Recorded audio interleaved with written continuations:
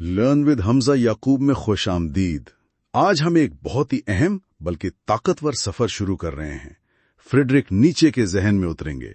इखलाकियात, जुर्म, ज़मीर, ताकत, इन सब की जड़ों तक। जी बिल्कुल, और हम बात कर रहे हैं नीत्शे की किताब on the genealogy of morality के तारुफ की। उन्वान है on niches critic of morality.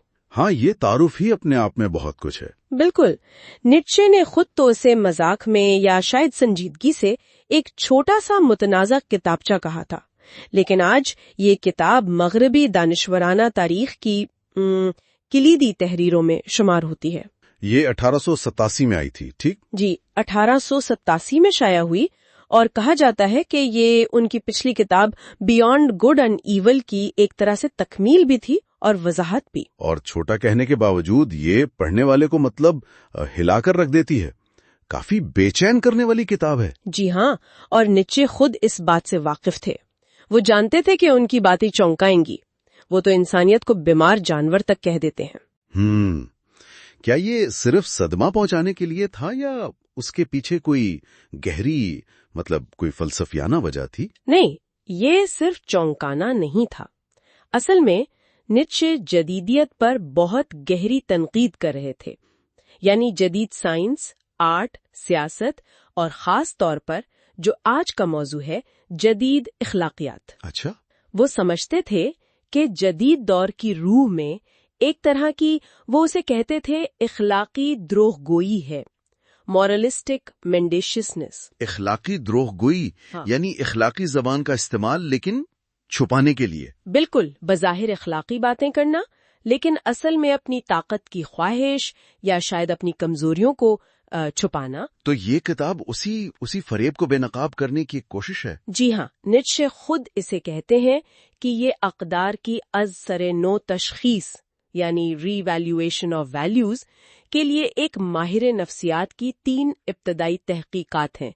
समझे कि 3 मज़ामीन हैं इस किताब में। ओके, पहला मजमून किस बारे में है? पहला मजमून ईसाइयत की नफ्सियात पर है, और ये कि कैसे नीत्शे के मुताबिक वो रिसेंटिमेंट से पैदा हुई, यानी कमजोरों की दबी हुई नफरत, कीनापरी। ओह, ये तो बहुत बुनियादी दावा है। बहुत बड़ा दावा है। यानी नीत्शे कह रहे हैं कि जिसे हम आज अच्छाई समझते हैं ना, उसकी जड़ें अक्सर कमजोरों की चालाकी और नफरत में है, न कि किसी आसमानी सच्चाई में। वाह, ये तो वाकई बुनियाद हिला देने वाली बात है। अच्छा, और दूसरा मजमून? दूसरा मजमून ज़मीर यानी कॉन्शियंस, उसकी नफ्सियात पर है। नीत्शे के नजदीक ज़मीर कोई खुदा की आवाज नहीं है। तो फिर क्या है? ये एक तरह का अंदरूनी जुल्म है, वो जारीजत जो बाहर नहीं निकल पाती समाजी दबाव की वजह से, तो इंसान के अंदर ही पलटकर उसी पर हमला आवर हो जाती है। यानी खुद को कोसना, पछतावा महसूस करना, ये एक तरह से अपनी ही तवानाई का अपने खिलाफ इस्तेमाल है। बिल्कुल, नीत्शे का यही नुक्ता है। ये रोजमर्रा के एहसासे जुर्म को देखने का बिल्कुल मुख्तलिफ जाविया है।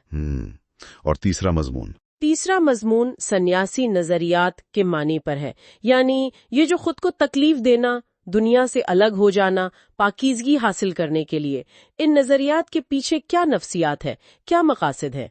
ठीक, तो इन पेचीदा सवालात के जवाब के लिए नीत्शे सिर्फ मंतिक इस्तेमाल नहीं करते, वो अपना एक खास तरीका लाते हैं, है ना, जीनियोलॉजी। जी बिल्कुल, नसबनामा या शजराए नसब। इस तरीके में ख्यालात या अक़दार की पूजा नहीं होती, बल्कि उनकी तारीख, उनकी इब्तिदा को खंगाया जाता है, एक जासूस की तरह। हाँ, एक तरह से। नीत्शे ये नहीं पूछ रहे कि क्या हुआ था, वो पूछ रहे हैं इस ख्याल से किसको फायदा पहुंचा और क्यों। उनके लिए तो अखलाकियात खुद एक मसला है जिसकी तहकीक होनी चाहिए। और वो दूसरे लोगों पर तनकीद भी करते हैं जो अखलाकियात की तारीख लिखते हैं। जी, वो दूसरे अखलाकी नसबदानों पर तनकीद करते हैं कि इनमें हकीकी तारीखी समझ नहीं है। दी वर्कलिशर हिस्टोरी देयर मोराल।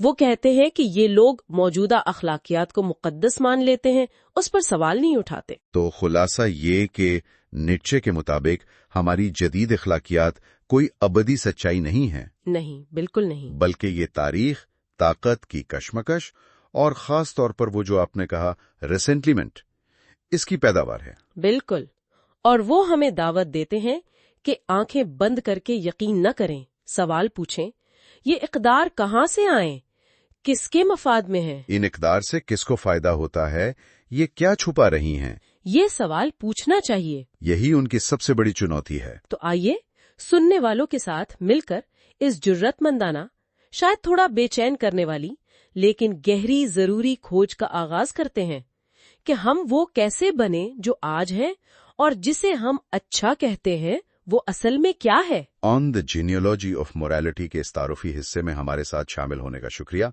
इस तारुफ में नीचे हमें एक बिल्कुल मुख्तलिफ किस्म के फलसफे की तरफ बुला रहे हैं। हाँ, ऐसा फलसफा जो तसल्ली नहीं देता, नहीं बल्कि बेनकाब करता है। वो हमें मजबूर करते हैं कि हम उन अकायद की तह में झांकें जो हमें विरसे में मिले हैं, और पूछें कि किन कुव्वतों ने उन्हें बनाया और क्या वो आज भी हमारी वफादारी के लायक हैं। नीचे के लिए अखलाकियात तो बस सतह की चीज है, अलामतें हैं जिनकी गहरी मावराए अखलाकी सतह पर तशरीह होनी चाहिए।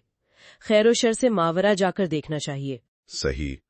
तो जैसा कि हम अगले हिस्से में यानी पहले मजमून की तरफ बढ़ेंगे, हम खास तौर पर इन अल्फाज को देखेंगे, अच्छा और बुरा, गुड एंड बैड, बमुकाबला अच्छा और शैतानी। जी, और देखेंगे कि तारीख में उनके माने कैसे पलट दिए गए, उन्हें नई शक्ल कैसे मिली और कैसे उन्हें एक हथियार के तौर पर इस्तेमाल किया गया। नीत्शे के मुताबिक ये आकाओं की अखलाकियात, मास्टर्स मोरालिटी, और गुलामों की अखलाकियात, स्लेव्स मोरालिटी, के दरमियान एक जंग है, एक तसादुम है, और गुलामों की अखलाकियात रिसेंटमेंट से पैदा होती है।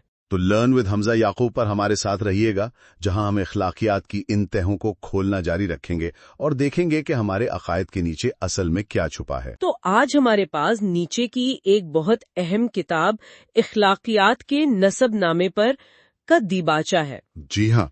और नीचे यहाँ बिल्कुल वक्त जाया नहीं करते, शुरू से ही मुद्दा बयान कर देते हैं। बिल्कुल, वो बताते हैं कि ये किताब क्यों लिखी, इसकी अहमियत क्या है। और पहला जुमला ही मतलब चौंका देने वाला है, हम खुद शनास, अपने आप से नावाकिफ हैं।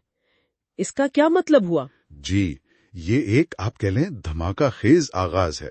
नीचे कह रहे हैं कि हम यानी जदीद लोग खुद को समझने की कोशिश ही नहीं करते। अच्छा, हम अपनी अक़दार, अपनी अखलाकियात को बस मान लेते हैं, कभी सवाल नहीं करते कि ये आए कहां से। तो गोया हमने कभी खुद को तलाश ही नहीं किया। बिल्कुल, वो यही कह रहे हैं। तो पाएंगे कैसे? और फौरन ही वो अपनी तनकीद का रुख जदीद अखलाकियात की तरफ मोड़ देते हैं, खास तौर पर वो इक़दार जो मसीहियत और लिबरल सोच से जुड़ी हैं। जी, वो कहते हैं कि जिसे हम अच्छाई या नेकी समझते हैं, वो कोई आफाकी सच्चाई नहीं है। अच्छा, तो फिर क्या है? हाँ, यही उनका मरकजी नुक्ता है। वो कहते हैं कि ये अक़दार जैसे हमदर्दी, मसावात, ये असल में तारीखी ताकतों की पैदावार हैं। तारीखी ताकतें? मतलब ये कमजोरी, नाराजगी और जो ताकतवर थे उनके खिलाफ एक तरह की बगावत से पैदा हुई हैं। ओ, ये सच्चाई की कोई अजीम फतह नहीं, बल्कि खास तारीखी नफ्सियाती हालात का नतीजा है। तो वो इन अख्तार को बस रद्द नहीं कर रहे, बल्कि इनकी जड़ों तक, इनकी इब्तिदा तक जाना चाहते हैं। बिल्कुल, यहीं पर उनका वो मशहूर तरीका सामने आता है, जीनियोलॉजी यानी नसबनामा। जीनियोलॉजी, ये क्या है? बिल्कुल वजाहत करेंगे? जी, जीनियोलॉजी का मतलब है अक़दार की तारीख का सुराख लगाना, उनकी असलियत को खोद निकालना। ठीक है, लेकिन मकसद ये साबित करना नहीं कि ये अक़दार सही हैं या गलत। नीचे का मकसद मुख्तलिफ है। क्या मकसद है फिर? वो इनके पीछे छुपी नफ्सियात, वो ताकत की कशमकश और वो जो असल मुहर्रिकात थे, उनको बेनकाब करना चाहते हैं। अच्छा, वो पूछते हैं कि इन अक़दार की अपनी कद्र क्या है, क्या ये वाकई इंसानियत के लिए फायदेमंद रही हैं? इक़दार की कद्र पर सवाल उठाना, ये तो बहुत बुनियादी बात है। क्या इससे पहले भी उन्होंने इस किस्म के ख्यालात का इजहार किया था? जी, वो खुद जिक्र करते हैं कि अखलाकी तासुबात पर उनके जो इब्तदाई ख्यालात थे, उनकी किताब ह्यूमन ऑल टू ह्यूमन में मिलते हैं। अच्छा, तो ये कोई नया ख्याल नहीं था उनके लिए? नहीं, बल्कि वो ये भी बताते हैं कि बचपन से ही खैर और शर की असलियत का सवाल उन्हें परेशान करता रहा है। तो ये एक तरह से उनकी जिंदगी भर की फिक्री जुस्तजू का निचोड़ है। तो ये सिर्फ एक फलसफियाना बहस नहीं लगती, ये इससे कुछ ज्यादा है। बिल्कुल, नीचे खुद इस दिबाचे को एक पोलीमिक कहते हैं। पोलीमिक यानी एक मुबाहिसा? हाँ, मगर एक जारहाना मुबाहिसा। ये महज तज्जिया नहीं, ये मगरबी अखलाकी फिक्र की बुनियादों पर एक बराह रास्त चैलेंज है, एक तरह का ऐलान जंग। ऐलान जंग, वाओ। वो चाहते हैं कि हम आंखें बंद करके उन अक़दार की ताज़ीम करना छोड़ दें।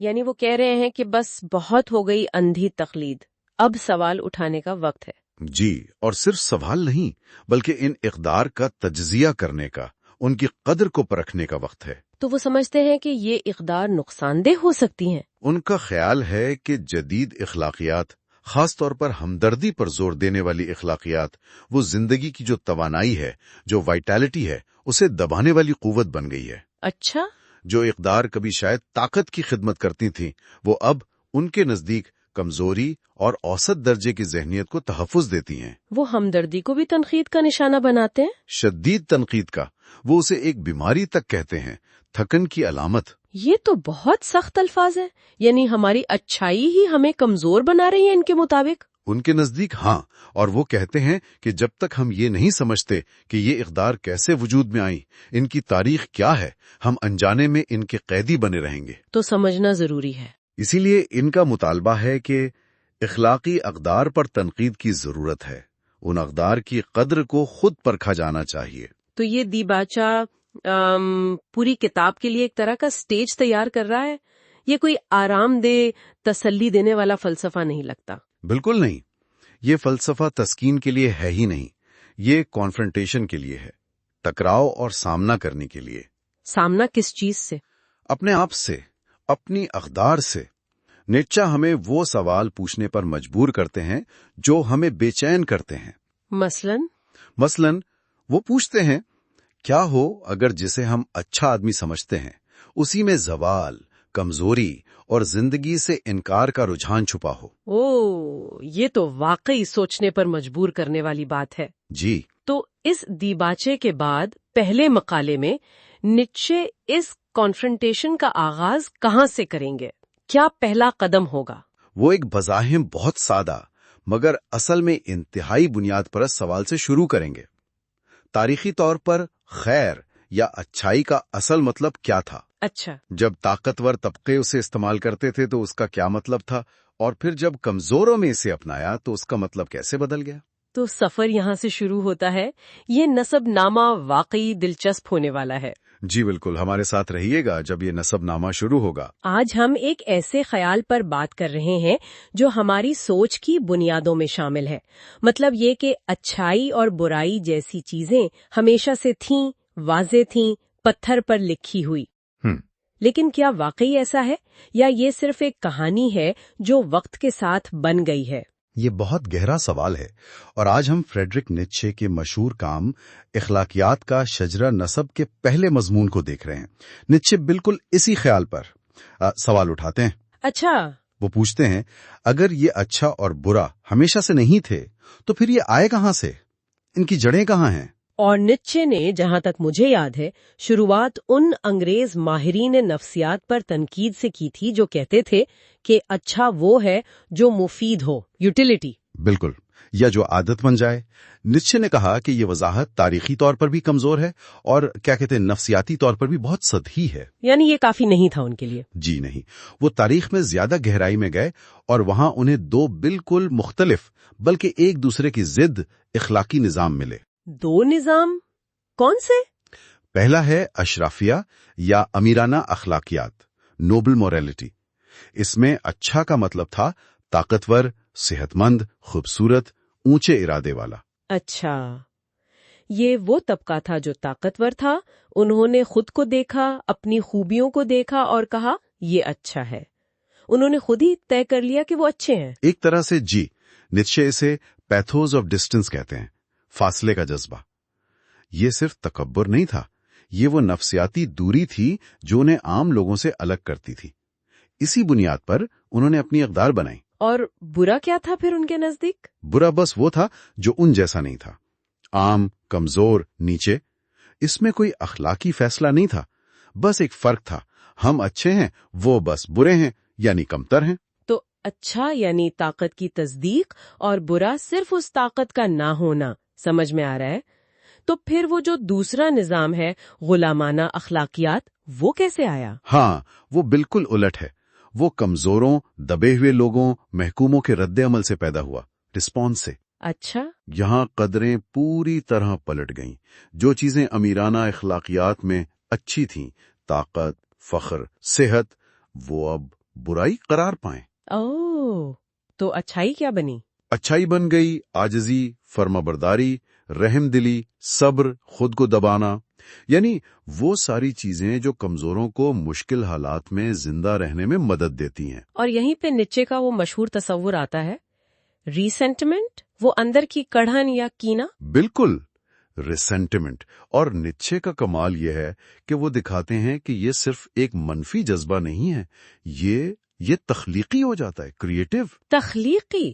کینہ کیسے تخلیقی ہو سکتا ہے؟ ایسے کہ جب کمزور لوگ طاقتوروں کے خلاف کچھ کر نہیں پاتے تو وہ بدلہ لینے کا ایک نیا طریقہ ایجاد کرتے ہیں، وہ ایک پوری نئی اخلاقیات بنا ڈالتے ہیں۔ یعنی اقدار کو الٹ کر؟ جی ہاں، وہ طاقت کو ہی برا کہہ دیتے ہیں اور اپنی کمزوری سے جڑی صفات کو اچھا۔ یہ ایک طرح کا نفسیاتی انتقام ہے، تصوراتی جنگ۔ یہ تو پورا نظریہ ہی بدل دیتا ہے۔ مطلب اخلاقیات کوئی آسمانی چیز نہیں بلکہ انسان کی بنائی ہوئی بالکل ایک تخلیق ہے جسے بدلا بھی گیا، ہتھیار کے طور پر استعمال بھی کیا گیا۔ یقیناً یہی اس پہلے مضمون کا نچوڑ ہے کہ اخلاقیات سچائی کا آئینہ نہیں بلکہ ایک میدان جنگ ہے، طاقت کا، نفسیات کا، تاریخ کا۔ اور جسے آج ہم اچھائی سمجھتے ہیں، رحم دلی، عاجزی، نیچے کہہ رہے ہیں کہ یہ ہو سکتا ہے کہ یہ اسی ریسنٹمنٹ کی میراث ہو۔ بالکل، نیکی کے پردے میں چھپا ہوا ان لوگوں کا صدیوں پرانا نفسیاتی بدلہ جو کبھی طاقت نہیں رکھتے تھے۔ یہ سوچ کر تو واقعی کافی بے چینی ہوتی ہے، لیکن کیا نیچے صرف بغاوت پر اکسا رہے ہیں یا ان کا مقصد کچھ اور ہے؟ میرا خیال ہے ان کا مقصد بغاوت سے زیادہ وضاحت ہے، کلیئرٹی۔ وہ چاہتے ہیں کہ ہم آنکھیں کھول کر دیکھیں کہ ہماری یہ جو قدریں ہیں یہ آئیں کہاں سے، ان کی تاریخ کیا ہے، ان کے پیچھے کیا نفسیات کام کر رہی ہے۔ جی، کیونکہ نیچے کے خیال میں اگر ہم اپنی اقدار کی جڑوں کو نہیں جانتے تو ہم نہ تو صحیح معنوں میں ان پر عمل کر سکتے ہیں اور نہ ہی شعوری طور پر ان سے آگے بڑھ سکتے ہیں۔ درست، آپ ان سے اوپر نہیں اٹھ سکتے جب تک آپ انہیں سمجھتے نہیں۔ اور یہ سمجھ اگلے مرحلے کے لیے ضروری ہوگی پھر؟ جی بالکل، اگلے مضمون میں نیچے جرم، سزا اور ضمیر جیسے تصورات پر بات کریں گے۔ وہ دکھائیں گے کہ یہ اخلاقیات صرف معاشرے تک نہیں رہی بلکہ انسان کی روح کے اندر تک کیسے اتر گئی۔ تو یہ شجرہ نسب واقعی مزید گہرا ہوتا جا رہا ہے۔ دیکھتے ہیں یہ بحث ہمیں کہاں لے کر جاتی۔ تو پچھلی بار ہم نے نیچے کے اخلاقی زبان کی بیرونی دنیا پر بات کی تھی۔ آج ہم ایک زیادہ گہری، شاید تھوڑی بے چین کرنے والی جگہ جا رہے ہیں، انسانی روح کے اندر۔ جی بالکل، اب توجہ باہر سے ہٹ کر اندر کی طرف آ رہی ہے۔ ہاں، اور یہاں نیچے کچھ بہت ہی بنیادی بلکہ میں کہوں گا چونکا دینے والے سوال پوچھ رہا ہے، جیسے کہ آخر انسان یہ مجرم یا گنہگار بنا کیسے؟ سزا دینے کا عمل یہ ایک اچھی یا اخلاقی چیز کیسے سمجھا جانے لگا؟ یہ بہت اہم سوالات ہیں۔ اور سب سے عجیب بات، ہم اپنی جو فطری جاریت ہے اسے باہر نکالنے کے بجائے اپنے ہی اندر کیوں موڑ لیتے ہیں، اپنے خلاف؟ جی، یہی وہ نکات ہیں جن پر نیچے کا دوسرا مضمون فوکس کرتا ہے۔ تو آئیے شروع کرتے ہیں۔ نیچے کا پہلا دعویٰ ہی بڑا دھماکہ خیز ہے۔ وہ کہتا ہے کہ یہ جو جرم یا گناہ کا تصور ہے، جی، یہ کسی آسمانی قانون سے نہیں آیا۔ بالکل نہیں۔ نیچے اس کی جڑیں دیکھتی ہیں خالصتاً معاشی لین دین میں۔ معاشی لین دین مطلب قرض دینے والے اور قرض لینے والے کا جو پرانا تعلق ہے وہیں سے نکلا ہے یہ تصور۔ اچھا، جرمن زبان میں تو آج بھی یہ بہت واضح ہے۔ شولڈ کا مطلب ہے جرم اور شولڈن کا مطلب ہے قرض۔ اوہ واہ، یعنی جو چیز آج ہم ایک گہرا روحانی بوجھ سمجھتے ہیں وہ شروع میں صرف ایک حساب تھا کہ تم پر میرا کچھ واجب ہے۔ بالکل، نیچے یہی کہہ رہی ہیں۔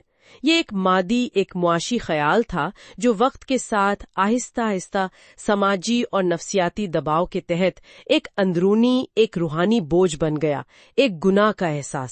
یہ تو واقعی اخلاقیات کی بنیادوں کو ہلا دیتا ہے، لیکن پھر یہ اندرونی بوجھ، یہ خلش آئی کہاں سے؟ یہ ہمیں نیچے کے اگلے تصور کی طرف لاتا ہے غالباً، برا ضمیر۔ جی ہاں، بیڈ کانشس۔ अगर जुर्म का ताल्लुक बुनियादी तौर पर कर्ज से था, तो फिर ये जो अंदर की आवाज है जो हमें हमारी अपनी ख्वाहिशात पर, हमारी जबलतों पर सजा देती है, ये कहाँ से आई? हाँ, ये सवाल है। तो नीत्शे का इस्तदलाल ये है कि ये बुरा ज़मीर उस वक्त पैदा हुआ जब इंसान को अपनी जंगली आज़ादी छोड़नी पड़ी। जब उसे मुनज़्ज़म मुआशरों में रहने पर मजबूर किया गया। बिल्कुल। और इन मुआशरों ने क्या किया? उन्होंने इंसान की जो फितरी जिबलतें थीं, खास तौर पर उसकी जारहियत, गलबा पाने की ख्वाहिश, उनके खुले इजहार पर पाबंदी लगा दी। तो वो तवानाई कहाँ गई? यही नुक्ता है। जब उन ताकतवर जिबलतों को बाहर निकलने का रास्ता नहीं मिला, तो इंसान ने नीत्शे के मुताबिक उन्हें अंदर की तरफ मोड़ लिया, अपने ही खिलाफ। अपने खिलाफ? तो क्या हमारी ये जो रूह है, ये जो अंदरूनी दुनिया है, ये नीत्शे के नजदीक एक किस्म का नफ्सियाती कैद खाना है जो समाज ने हमारे अंदर बना दिया? आप इसे इस तरह कह सकते हैं। नीत्शे का ये शायद सबसे जुर्रतमंद और सबसे ज्यादा परेशान कुन दावा है कि अखलाकियात की बुनियाद तशद्दुद पर है। जी, लेकिन वो तशद्दुद जो हमने अपने अंदर मोड़ लिया है। नीत्शे कहती हैं कि इसी अंदरूनी कश्मकश ने वो चीज बनाई जिसे हम रूह कहते हैं, एक ऐसी दाखिली दुनिया जो जुर्म, खुद से नफरत और मुसलसल एक नफ्सियाती अजियत का शिकार रहती है। तो खुलासा ये हुआ कि हमारी नाम नेहाद अखलाकियात इस पर बनी है कि हमने तशद्दुद को अंदरूनी बना लिया, अपनी ही फितरत पर जुल्म करना सीख लिया। यही नीत्शे का बुनियादी थीसिस है दूसरे मजमून में। ये तो वाकई एक बहुत ही परेशान कुन तस्वीर है। इसका मतलब तो ये हुआ कि ये जो इखलाकी इंसान है, फर्माबरदार, जुर्म का एहसास रखने वाला, खुद पर जब्त रखने वाला, ये कोई फितरी, कोई अजीम कामयाबी नहीं है। नीत्शे के नजदीक तो बिल्कुल नहीं। ये सदियों के दर्द, दबाव, जबर और शदीद किस्म की नफ्सियाती अजियत और टॉर्चर का नतीजा है। गोया हमने जुल्म को अंदर की तरफ मोड़कर इसे ज़मीर का नाम दे दिया। बिल्कुल, आपने सही समझा। नीत्शे कहती हैं, हमने जुल्म को अंदरूनी बनाया और इसे ज़मीर कह दिया। ये दूसरा मजमून असल में जदीद इंसान की जो एक दायमी बेचैनी है, जो दुख है, उसकी तशखीस है। और नीत्शे के मुताबिक ये दुख गुनाह की वजह से नहीं? नहीं, गुनाह की वजह से नहीं, बल्कि इंसान को पालतू बनाने का जो तारीखी अमल है, जिसे हम तहजीब या इखलाकियात कहते हैं, उसकी वजह से है। और ये जो अंदरूनी अजियत है, अपनी ही फितरत से ये जंग, ये हमें नीत्शे के आखिरी तज़िये की तरफ लेकर जाती है ना? जी बिल्कुल।